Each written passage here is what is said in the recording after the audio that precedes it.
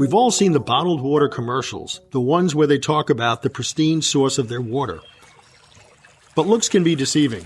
The truth is, while drinking water provided by the Suffolk County Water Authority is tested for a wide range of contaminants 365 days a year, that bottle of water you just paid $2 for may be subject to far less testing.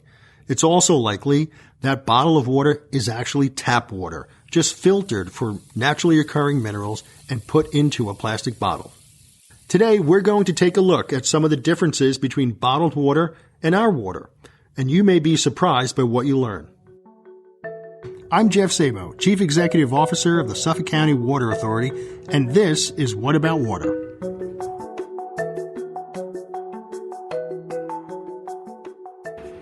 In 2019, Consumer Reports published a cover story entitled, "Is Bottled Water Safer?" The subhead reads, "It may not always be as pure as you think, and your tap water may be cleaner than you realize." Joining me now on What About Water is the author of that cover story, Ryan Felton. Ryan, what did you learn when researching the story? Yeah, thanks for having me on.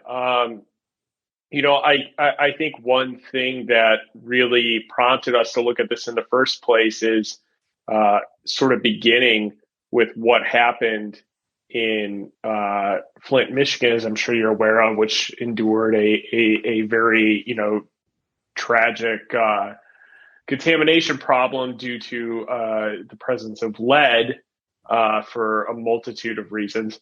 One thing that kind of jumps out is when these sorts of contamination issues pop up, water utilities tend to and are encouraged to say, okay, residents use bottled water instead. So, our thought was just like, okay, well, what exactly are folks in those situations getting in that certain time? I mean, then you also, beyond that, you also have the folks who buy bottled water for taste and those sorts of things. So, I mean, that there's a general, generally large category of individuals who may use bottled water, but the general thought of what we were wanting to look at was just what exactly are they getting, and is it is it safer, particularly for those who are in those situations where their tap water is enduring some sort of contamination problem. And I think what we found is that it's just very, very hard to really know. That the bottled water is a product that's regulated by the Food and Drug Administration, and they do quite a bit to, set regulations in place to that are intended to prevent contamination of bottled water from occurring. But it does happen. Similarly, just like tap water can end up contaminated. So, I think that the general look at what we found is that it's not necessarily any safer. Right. And I think that that's a crucial point. Absolutely. Absolutely. I think there's a tremendous misconception by the public that, the assumption is that bottled water is safer. And so you have that factor. And then I think you also have the convenience factor. Right. And over many, many years of branding and marketing, the bottled water industry has done a very good job at convincing the public that it's not only convenient, but it's also safer. But, if you look at, tap water, a supplier like the Suffolk County Water Authority, we have some stringent regulations that we need to follow in order to serve water to the public, right? Nothing gets out into the distribution system that would be harmful, that would exceed any health advisory or health limit. Not necessarily the same case with bottled water. As you mentioned, they're regulated by the FDA. And do we know, Ryan, what those regulations are, and when they do test for them for different compounds, what the results are? Yeah, I mean, we did some testing as well in the months that followed, and so they do test for a lot of the same compounds as tap water. Bottled water makers, the way the FDA goes about it generally is when the EPA has set a standard for a particular contaminant, the FDA then goes through and decides, okay, does this need to apply to bottled water? And there are some, cases where things differ, but the limits are generally the same. I think there's some contaminants that wouldn't be expected to be found in bottled water that they don't test for that reason, because of the treatment processes that those products go through. But it's generally the same. And with respect to the results, I think it does. The companies themselves, they in many cases have to test annually and submit reports to regulators. It's hard to really know exactly what those results are. Unlike tap water, water utilities, they generally have to, either supply their customers with a water quality report or they publish that report online. That's not the case with bottled water companies. There are some bottled water companies who publish their quality reports online, but those are sort of few and far between. I had to really do some digging to, find out and assemble a lot of those reports. With respect to what they found, there are some circumstances that I think really jump out. For example, when we did our initial round of testing, we looked at a particular brand of water called Penefiel. It was made by Keurig Dr. Pepper, was kind of hoped by Keurig to be this sort of Perrier competitor. When we tested for it, we found that there was a level of arsenic that exceeded the standard, which is something like it's 10 parts per billion is what it is. And,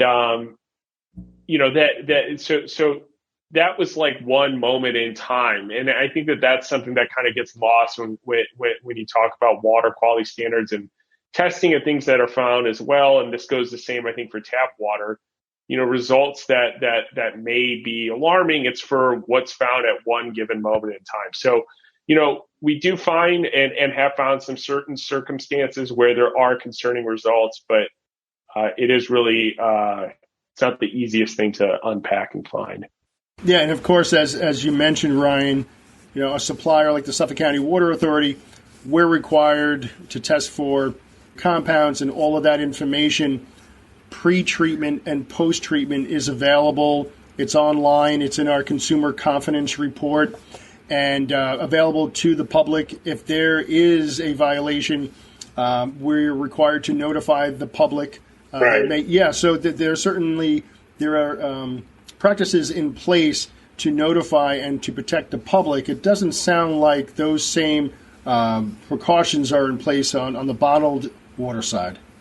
Yeah, I mean that there is that sort of. It depends, bottled water, generally, there are FDA regulations, but it's generally left to the states to kind of police, and states have their different requirements, where in some cases, it is a similar sort of rule where if you learn of an issue, you have to notify the relevant regulator very quickly. But some states, those sorts of regulations when it comes to bottled water vary state by state. So it is definitely a little bit more limited. But I think, I guess the word I'm thinking of is it's not a consistent set of rules across the board, which I think is a little bit more what you see when it comes to tap water regulations. I got to tell you, I was blown away too by looking at the cost perspective. I think your report indicated that something like $31 billion it was spent in 2019, or spent annually roughly on bottled water. And when you think about, kind of remarkable. Right. We charge about $2 per 1,000 gallons for water here in the Suffolk County, at the Suffolk County Water Authority. You just think of that tremendous amount of money. And that's just in the United States, if I recall. Right. Yep, that's correct. Yeah, and I'm sure since 2019 that dollar amount has probably only gone up. but you think about the expense and then the harmful effects of plastic and other things like that. It's not necessarily environmentally friendly, is it? Yeah, I think that's, definitely a concern that some folks have raised around the country. I mean, for the story, I went up to Massachusetts where there's a few towns up there that have implemented plastic bans for water sales, particularly I think it was individual bottled water of 32 ounces or less or something to that effect. And, I definitely think that sort of measure has been considered by more and more communities because I think that definitely is a concern among some consumers. As an industry, any advice, not to put you on the spot too much, but do you have any advice for drinking water providers like us? Yeah, I mean, I'm not in the business of providing advice to that sort of thing. I mean, I guess I would say, generally speaking, the most tap water providers, they have, like you said, a legal obligation to inform customers what the quality of their tap water is. And if a customer is interested in that and wants to understand and confirm that their tap water is safe, including from places like yours, I think it's the thing that consumers have been recommended to do before by us is to ask for that report and ask the utility to explain it to you. If the reports are supposed to be by law done in layman's terms, essentially. And so if you feel that it's not done in layman's terms, ask for it to be explained, and get and make sure that you keep asking questions till you feel comfortable. I think that that is probably the best way for people to kind of really get that sort of assurance, is to just see that report for themselves and make sure they ask questions and ask how frequently testing is done, and just make sure you know the ins and outs of your utility provider. There are a lot of obligations that water companies have to abide by. I think just sort of feeling that desire to ask and keep asking till you feel assured is the best way. I think that it's a very, very good point related to the Consumer Confidence Report. I'm a member of the EPA's National Drinking Water Advisory Council, and yes, and was just part of a several months long working group coming up with revisions to the CCR to make it easier to read and more understandable. And we came up with a bunch of recommendations that we submitted to the EPA so that for their consideration, to ensure that when people do receive the CCR, that they can understand it and that they know as quickly as possible their water quality.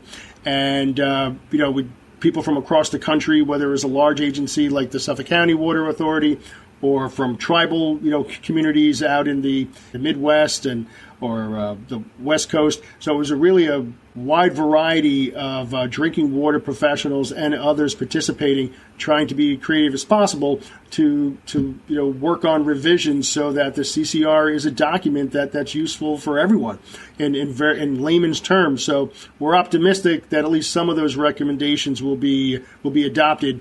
And moving forward, it'll be a lot easier for people to understand what they drink, what they find in their drinking water. Yeah, I mean, because there definitely are, I think this goes for both tap and bottled water reports, quality reports that I looked at. I mean, there are definitely some cases where there's just, I'm someone who's involved in looking at this stuff more intensely than I think the average person. And there are definitely some cases where I come across reports where I have to really squint my eyes and try to pay attention and unpack what the report actually says. So, I think that's, and certainly news for consumers to be encouraged about that's being done. Another interesting fact that I learned when I read your article, Ryan, was that 64% of bottled water is actually from tap water. Yeah, that is, I think, something that has existed in the public limelight as a known thing for some time, but is not really, it's just sort of not, I don't think it's well understood. I think there is, and it's not understood to an extent that I guess I'll put it this way. The first time this really sort of came to light, it was something like, you might be familiar with this, is 15, 20 years ago, Pepsi got sued over claims about Aquafina just being tap water. And, they had to come forward and say as much, that their source is public water supplies. But at that time, I think the amount of bottled water that came from springs, natural springs, it wasn't like it was today. I mean, that number sort of flipped on its head. Before, it used to be that the majority of bottled water was sourced from natural springs.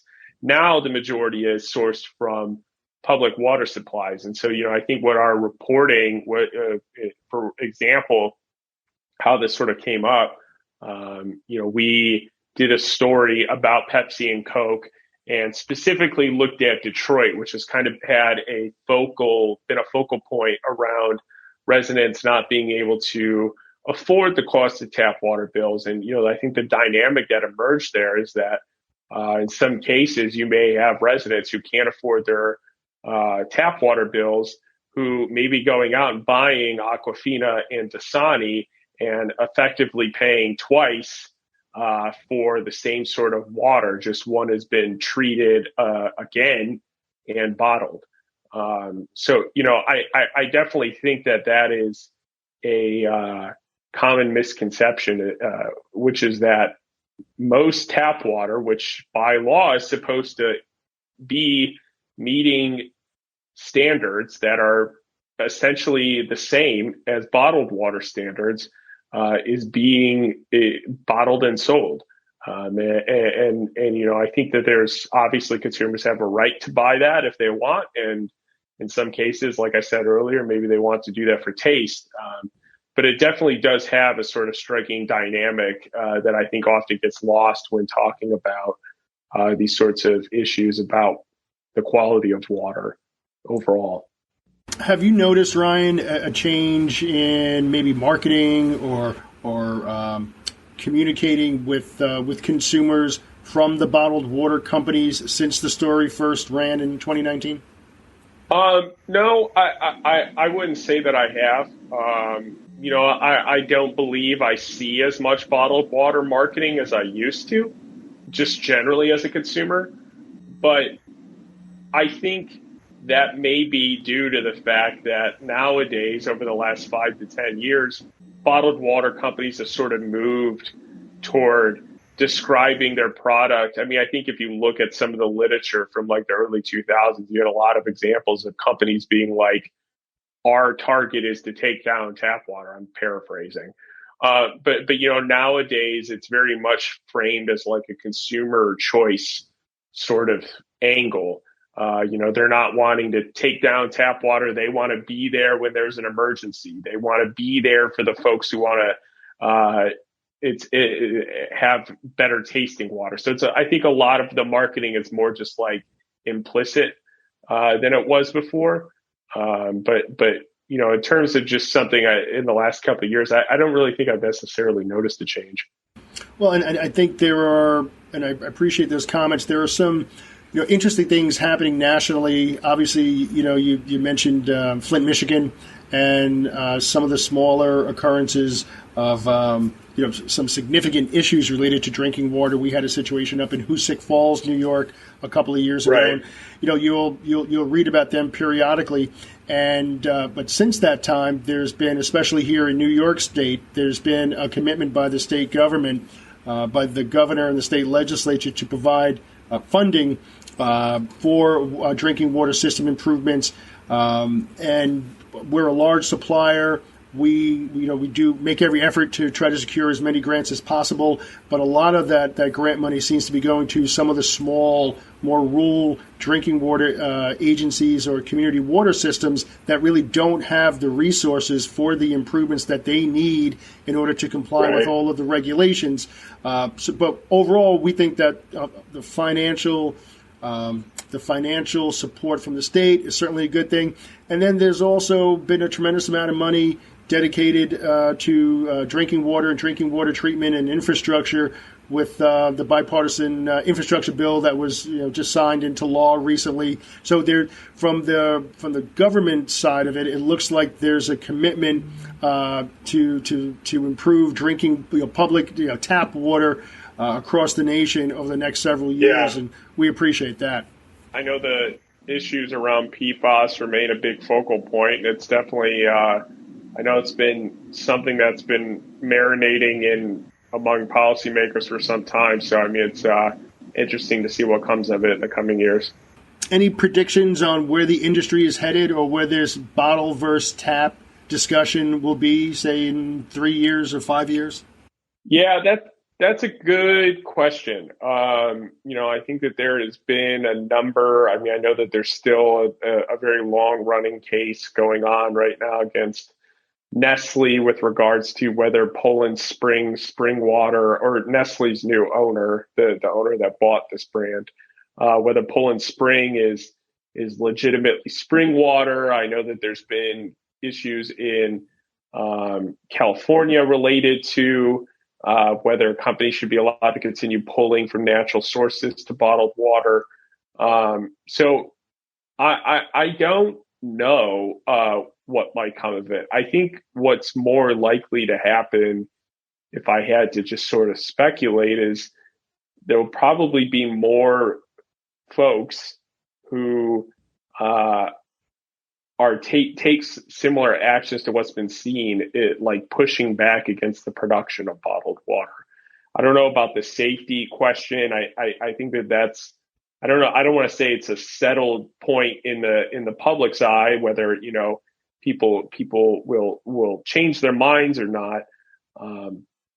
But I do think that given that some of the situations that have arisen over the last year or two, that it seems likely that there's going to be more and more examples of communities kind of coalescing around the idea of whether or not their water sources should be bottled up and sold to the public.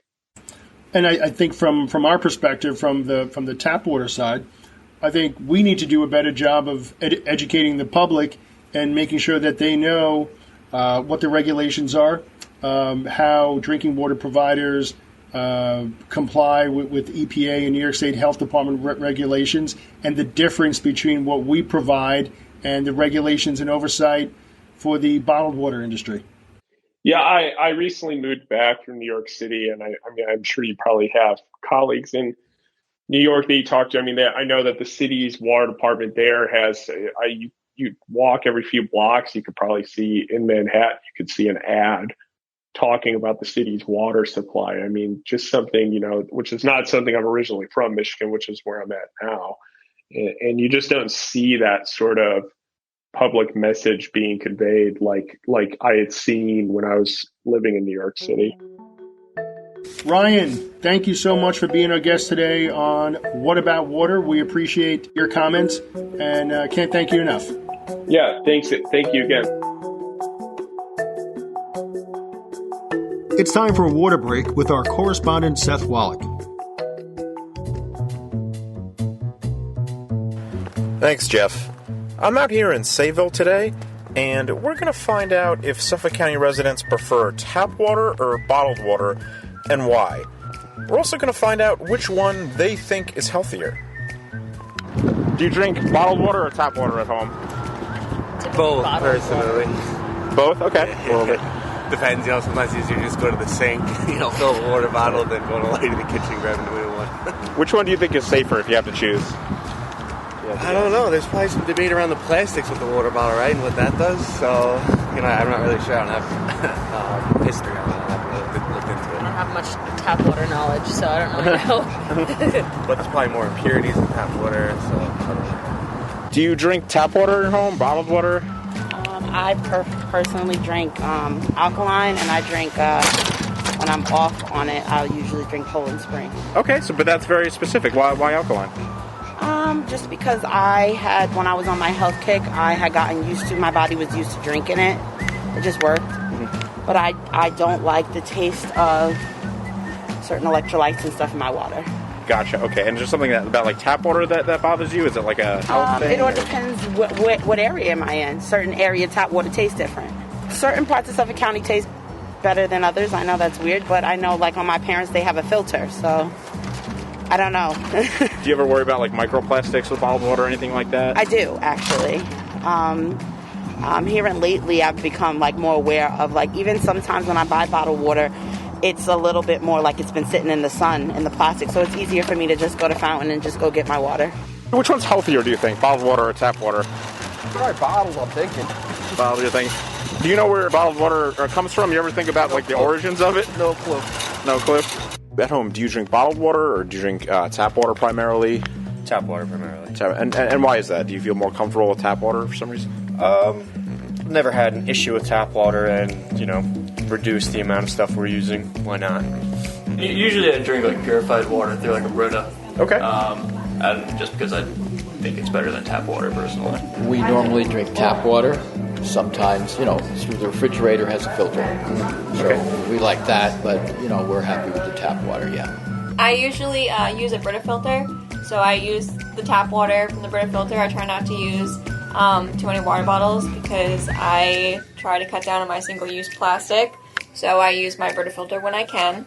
But I do use plastic water bottles sometimes, but I try not to. So most of the people we spoke to said they preferred the taste of bottled water, but were worried about the impact that plastics can have on the environment. Back to you, Jeff. Joining the program once again is Kevin Durk, our Director of Water Quality and Laboratory Services. Kevin, thanks for coming on. Well, thank you, Jeff. So we've established that bottled water isn't held to the same standards as tap water.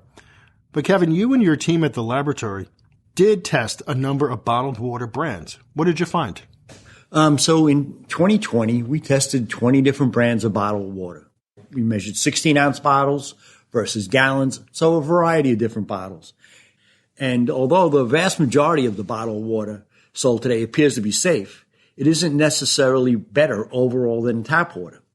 In our study of 20 different bottled waters, what we found was that there was a range of pHs that were drastically different than what we serve to our customers. Our range is 6.5 to 8.5 pH units. We found waters that had a pH of 5.01, which is acidic, or 9.62, which is basic. We also found caffeine present in one brand. And the thing that was surprising is we found PFAS over the New York State MCL. It was 21 parts per trillion in this bottled water. The standard for New York State is 10 parts per trillion. But I think the most thing that we found surprising was that we do a heterotrophic plate count, which just counts for all types of bacteria present in the sample. Now, when we have our wells, if we have over what's called 50 CFU colony-forming units, we go and we sample, we, chlorinate the water, we do things of that nature. But for some of these bottled waters, we had counts of 135. Another one had 860 CFUs. So that was a little surprising because you really don't want anything over 500 CFUs at minimum. And so we found that surprising. We also found uranium in one of the samples. Now, the uranium was only at 2 parts per billion, and the MCL is 30. But it's just something we don't even find in our drinking water. The other thing I thought was surprising with that is that we've checked the same brand back in 2007, and the uranium was present in there too at the same level. We did find some anomalies, but what the main concern was that when you have bottled water in your car, most bottled water is sold in what's called PET or polyethylene terephthalate bottles. And if they sit in the car, especially in the summer when it's hot out, the antimony is present in the bottled waters because they leach out of the PET. So, Kevin, why do you think that there's a general perception that bottled water is better than tap water? Well, I think a lot of people feel that it's treated, it's processed a lot more. And basically, over 60% of the bottled water is just tap water that's been filtered. So when you do that, you remove the chlorine, which is the major complaint we do on customer complaints because the smell offends them. But the chlorine is there to necessarily take care of the disinfecting. We're required to put it in. So even though it may bother some people, it's a necessary part of treatment. Thank you for joining us today, Kevin. Thank you, Jeff. It's been a pleasure.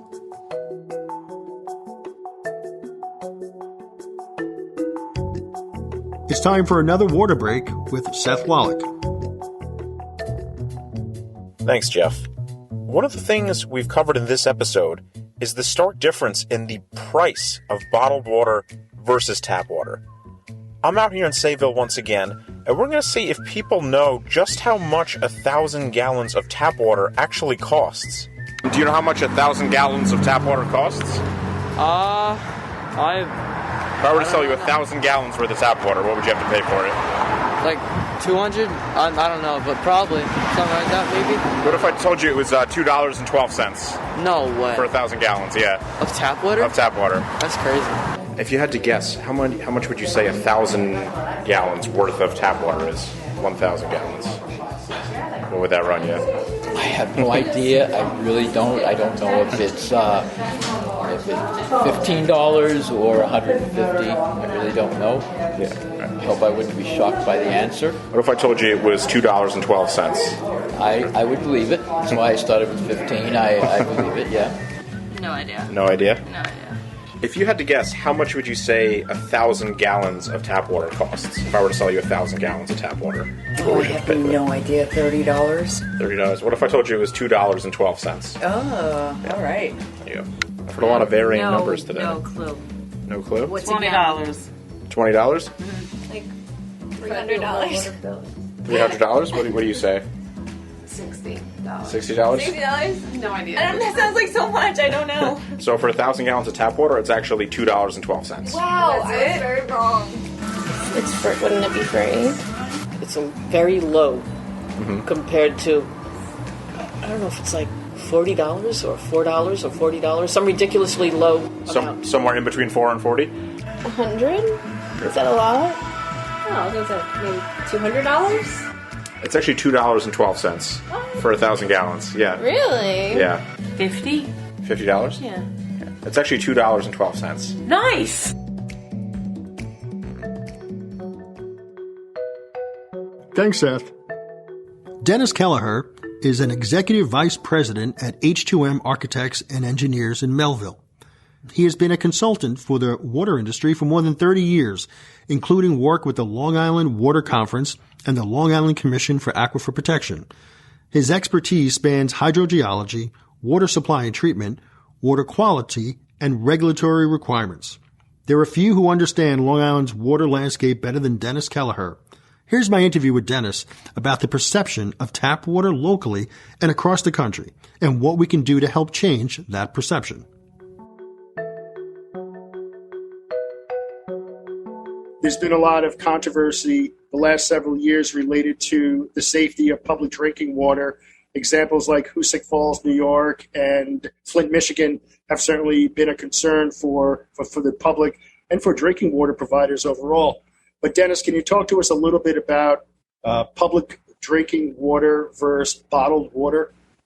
Bottled water has I'll say, a healthy and a pure image. Probably thanks to the millions of dollars they spend on Madison Avenue marketing. But the public just doesn't realize that it's the exact same water that we deliver through the tap. But bottled water is actually less regulated than tap water, and it is much more expensive than tap water. So we probably just need to do a better job in the municipal public water field to really let the public know that our tap water is just as good as bottled water. I'm not saying there's anything wrong with bottled water. I mean, there is definitely a convenience factor to have them to just grab a bottle and to take it on the run. But there are a lot of negatives to bottled water, which we could go into in detail. So, Dennis, we could talk a little bit about some of the efforts of the Long Island Commission for Aquifer Protection and the Long Island Water Conference that over the last several years have really made it a priority to educate the residents of Long Island about the high quality of public drinking water and the different standards that we need to comply with. Right. Actually, pretty interesting. Prior to, I think it was the 2005, the bottled water industry was not regulated by the state health department. That actually, the Food and Drug Administration down in the federal government regulated bottled water just like it does soda and fruit drinks. But there was a big push because so many people started drinking bottled water that the state health department and New York State Health Department realized they needed to start regulating bottled water to the same regulations that the tap water industry had to meet. So that was back in 2005. So the testing that we do, they need to do the same testing, but not to the same frequency that we do it. Where from a public water supply standpoint, we are continuously testing our water, and bottled water has to test the frequency depending on how much water they actually produce. Dennis, you mentioned earlier the cost factor, right? Can you elaborate on that a little bit more and what typical? Sure. Some of the numbers are actually mind blowing. Well, let's just take a typical cost of water on Long Island is probably $2 for 1,000 gallons. But now bottled water, even if you buy it in bulk, say if you go to Costco or BJ's or Walmart, you're buying it, you're probably getting it for 25 cents a bottle. So that works out to you get 8 bottles for the $2. So technically, our water, tap water, is 125 times cheaper than what they are. And to bring it down to the numbers that people can understand, that's less than $1 penny for a gallon. Actually, it's 5 gallons for a penny versus, paying a $1.50 for a 16-ounce container at 7-Eleven. How would you compare the taste? One of the things that we hear from customers. Yeah, actually, that is a big difference because we are required, the tap water industry or the municipal water supplies, we have to disinfect our water, and we use chlorine to disinfect our water. And you can taste and smell a little bit of the chlorine when you pour yourself a glass of water from the tap. And when bottled water does not use chlorine, they use ozone. And there's really no taste or odor for that. So my recommendation, what I use and what I tell my friends to use is to get a home filter, a Brita filter or another manufacturer's filter. And so when you're taking the water out of the tap, it removes the chlorine and it will taste exactly the same as bottled water. There has been a big push from environmental groups. A very important thing is, what do we do about the bottles themselves? And a lot of bottled water companies say, they use recycled bottles, but only 20% of the bottles are known to be recycled. Let's take Long Island, for example, with the 3 million people who live here. Studies have shown that the average person uses about 43 gallons of bottled water a year. That works out to almost a bottle a day. You multiply that out, you're talking over 1 billion bottles per year are used and need to, be disposed of on Long Island. That is just an enormous amount of waste, taking up our landfills and then going to the incinerators. So it's a major environmental issue. Dennis Kelleher, thank you very much for joining us today. Jeff, thanks for having me on. Always appreciate working with Suffolk County Water Authority.